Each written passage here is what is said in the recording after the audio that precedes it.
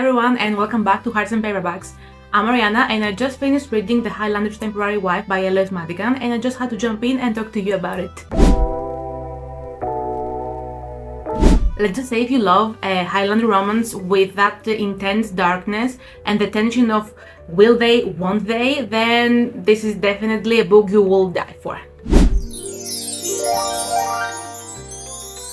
Okay, so here's the gist. We have Laird Dara, this brooding Highlander. It's definitely the guy you do not want to cross. And for me, he has revenge on his mind. And then we have Lady Avery Young, and she's dragged into a marriage with Dara because of some blackmail her father, the Viscount, has done. I don't want to spoil anyone, so let's just say things get messy in there. Avery is definitely a character that I connected with from page 1, basically because he's a people pleaser. That's what I got at first. You know, her parents tell her to marry someone and she just says yes. So in the people pleaser aspect of her character, I can totally relate. So she is forced to go live with this Scottish Highlander and live with him, for a year. And at the end of it, they're supposed to get married. I don't know. At this point, I was already hooked and I wanted to know more about the plot. I don't know about you, but I was definitely like, yes, give me all the force proximity you got there. And instead of cowering, she just wanted to get to know him and actually was drawn to him. So I think that we had a really great romance in the making there from the very first chapters. I have to say that it's like a Highlander version of Beauty and the Beast for me. Only for me. I don't know if anyone else gets this vibe. And let's just say that things got deliciously complicated. Let's get into the tropes because this book serves them up. First of all, we have Marriage of Convenience, one of my absolute favorites. I keep saying this, but it's true.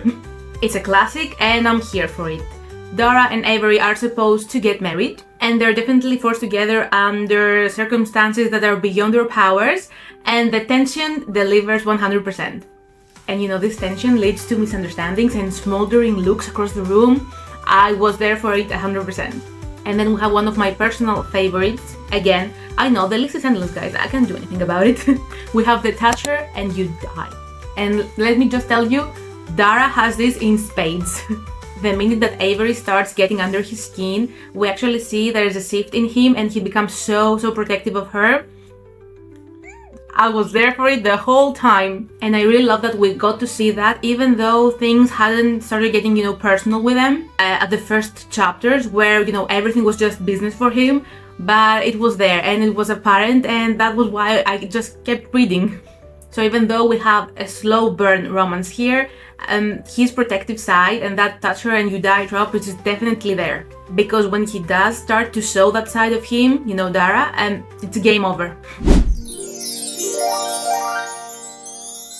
Now, let's talk about the characters because it's what makes this book so addictive. Dara isn't just a Highlander, he's carrying baggage with him. And while he does start off as an intimidating figure, there's more depth to him. And watching his walls crumble down one by one, it was definitely like watching a movie. And Avery, as I said before, she's so relatable. She is the people pleaser. She starts off as this loyal daughter, reserved and beautiful and playing her part. But once he starts living with Dara, we have this incredible personal transformation. She's that mix of sweet and strong, and together with Dara and his personality and his darkness and whatever he brings into the table, they have this amazing chemistry together that actually keeps you reading. That's it, guys. It's the chemistry that kept me going.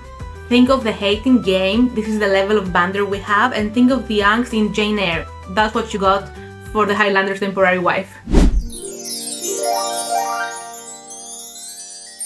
So my final thoughts, I have to say I really enjoyed it. I think the story was much more than just a Highlander romance. It's about choosing who you're supposed to be and expected to be and who you truly are. It's a really good read for anyone like me who likes these brooding romances. Perfect for curling up with a hot drink and binging this in 1 or 2 sittings. However, I do have to say there were a couple of things I didn't actually like. Although the story and the premise of the book was intriguing, I felt like the story was predictable at some points. I needed a few more twists and maybe 150 pages more to read in order to have, a fuller look of the story, the plot, and for the characters to have the chance to develop more. I need some background of the characters as well now that I'm thinking about it. Just little information about their past, something more to, have characters with more depth. They were okay. I didn't have a problem with actually reading and binging the book, but something was missing. If you're looking for an intense, slightly dark Highlander romance, then the Highlander's temporary wife definitely hits all the marks for me. And it's perfect if you're missing that Highlander charm in your life. I would love to know what you guys think. Let me know in the comments if you read this one or if it's in your TBR list. Also, let me know if you have any Highlander romance suggestions. I would love to check them out. Thank you so much for watching. Let me know if you liked this book review, and if you did, hit that subscribe button and that notification bell so you do not miss another book review from me. In the meantime, keep reading and stay passionate. Bye!